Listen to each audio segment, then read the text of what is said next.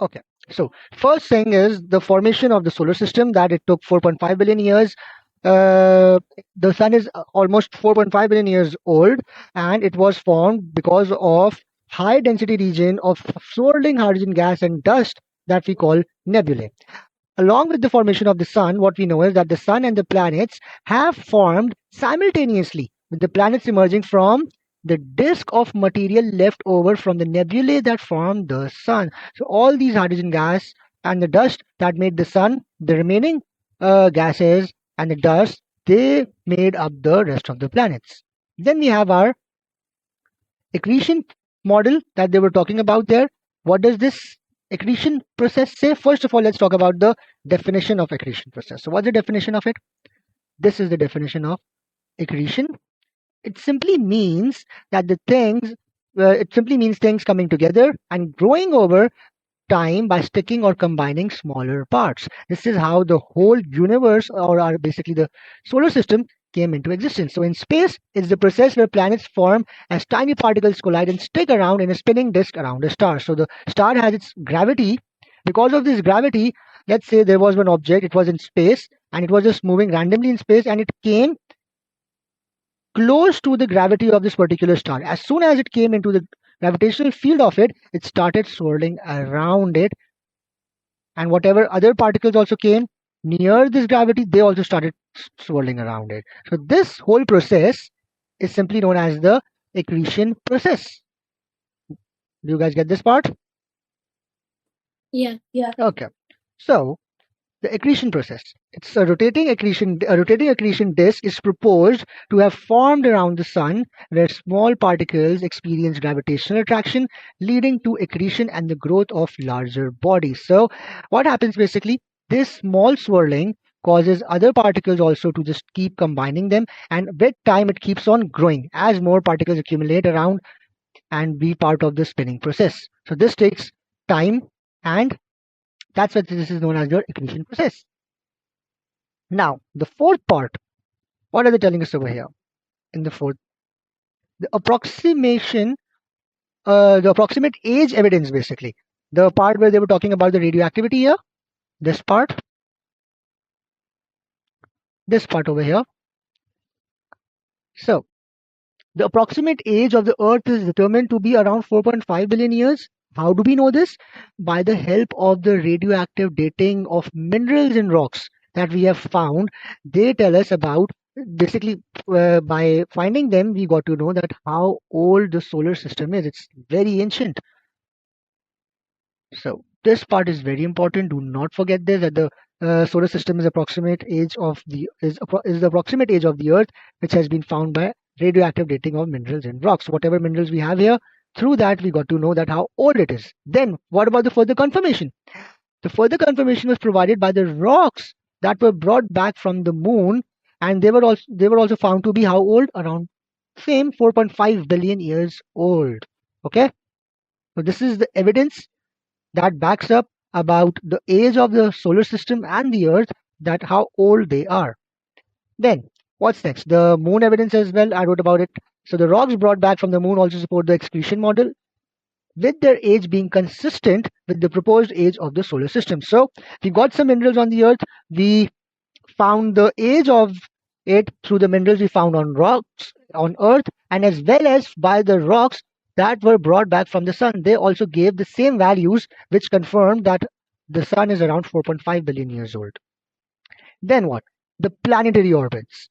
The uniformity of planetary orbits in the same plane and direction around the sun is considered evidence for a common origin from a rotating disk, suggesting a non random organized formation.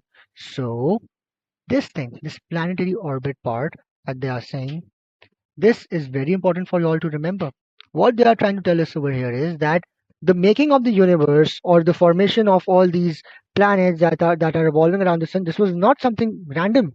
It was a proper process. It was a very long process that took time, and all these stars, they were made, and they started rotating around the sun, and with time, as more time was spent on and more planets kept on like revolving around the sun, this basically produced our solar system. So in other words, I would say that this is the systematic process of formation. You guys get this? That this was a proper process, like exactly like, for example, how we make food. The food is not just prepared directly. We go through a process to make the food. In the same way, all of this took a lot of time. It took thousands of years to come into existence. Okay, it was a very slow, gradual process which kept on happening. The excretion model kept on growing. This accretion model, this kept on accumulating all other objects and the planets around it. They kept on combining and swirling around the sun and made our solar system. So you need to just remember these points. That's it about the origin of the sun. I hope this part is clear to you all. See this part? Yeah, it's clear. Avoiding chance explanation, the synchronized orbits of planets and their alignment are not likely to have occurred by chance. It was a systematic process of formation. So all of them were formed step by step. Nothing happened randomly. Now, let's talk about this part. To account for the existence of heavier chemical elements in the sun and the inner planets, it is thought these might have come from an exploding supernova. Okay, now they're talking about the supernova over here. Let's talk about this part. So, over here in this paragraph, over here in this paragraph, they are telling us about the origin of heavier elements, that the heavier chemical elements in the sun and the inner planets have originated from a supernova explosion. During a star's lifetime, fusion processes create heavier elements from lighter ones. Remember nuclear fusion? This is what they're talking about here. Okay? The next point, the second point, second generation star. It is suggested that our sun is a second generation star formed from a mixture of interstellar hydrogen and matter from previous stellar explosions. So before our sun, there was an other stellar that exploded, that caused all these hydrogen particles to move around and all the dust particles to move around, and that formed an other second generation star which we now know as our sun. Then, what is the evidence? We got the evidence from the spectra.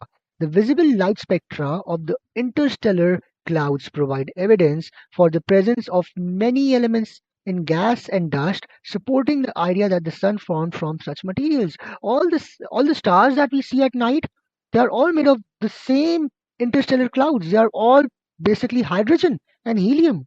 Like, if let's suppose that if you want to make a star, uh, to make a star, uh, a small star, we would need a football field. Let's suppose we have a football stadium, and I fill that whole football stadium with all hydrogen gas particles and dust. Then all of that hydrogen will be combined in that space, in that football field. It would give us that glowing effect that we get when we are watching the stars from Earth. Got it? Yeah, got it. Okay.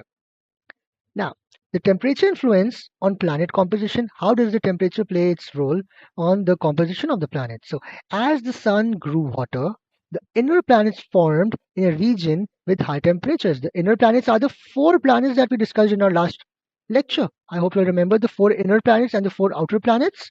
Do not forget them, okay? These are the four inner planets. They are talking about these four planets: Mercury, Venus, Earth, and Mars. And what these were dependent on the temperature. And then we have the four outer planets, which are giant gases and are cold as well. So these are the outer planets. So there we're now talking about these inner planets and outer planets. So see here. As the sun grew hotter, the inner planets formed in a region with high temperatures and leading to the presence of materials with high melting temperatures such as metals and silicates and the absence of light molecules. This is why we have these four inner planets and they have very high melting temperatures of basically we have these materials like metals and silicates. They were formed. This is the reason why they have high melting temperatures, because they were formed in the inner region that I showed you in our last class. So inner planets composition. Venus, Mercury, Earth, and Mars, being in the hotter region, are composed mainly of solid and rocky materials due to the scarcity of heavy elements. We do not have these heavy elements. This is the reason why they are mainly solid and rocky materials, these four planets. Then in the outer composition, what's happening there? The formation of inner planets. Let's first talk about this. Small nodules collided and merged to form larger bodies, contributing to the growth of the inner planets. So basically, let's suppose this was the sun. It was formed because of the hydrogen gases and the dust that was swirling around because of the gravitational field. Then the remaining nebulae, they combined together and collided with each other and formed, let's suppose, Venus. Then after uh, some time, some more nebulae collided with each other and they formed the second planet, that is Mercury, and so on. The Earth was created and Mars as well by the joining of all these bodies. Got it? So small nodules collided and merged to form larger bodies, contributing to the growth of the inner planet. This is how these four planets came into existence because of the hydrogen and the gas particles. Any confusion till here? No. Okay. I'll end it off at 9, okay? At point 9. So let's see this now. The outer planet's composition. In cooler regions, farther from the sun, light molecules could exist in a solid icy form. That's why the planets which are in the outer region, they are all colder. The outer planets, namely Jupiter, Saturn, Uranus, and Neptune, are large, gaseous, and cold, growing to capture even the lightest element, hydrogen. Okay, so this is the reason, as the sun is very hot, so the first four planets, they became solid, and basically the first four planets that were formed were mainly solid and rocky materials. This is how they were. This is the reason why they are solid and rocky, like the Venus, Earth, Mars. These four are rocky and solid. Why? Because of the scarcity of the heavy elements and the temperature of the sun.